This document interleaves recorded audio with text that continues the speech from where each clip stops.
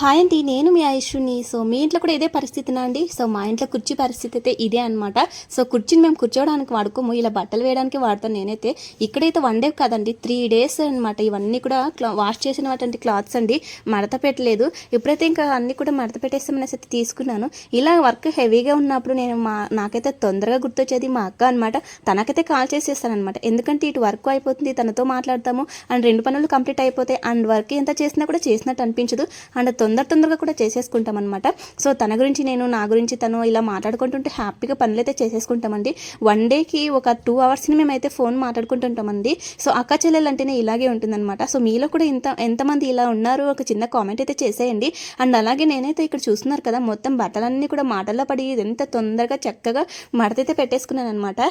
So 1 డేలో at least ఒక 2 hours ఖచ్చితంగా మేము మాట్లాడాల్సిందేనండి. సో మాట్లాడకపోతే ఏదోలా ఉంటుంది. తను కూడా అంతేనండి, నేను కాల్ చేయలేదంటే తను కాల్ చేసేస్తుంది, తను చేయలేదంటే నేను చేసేస్తాను అనమాట.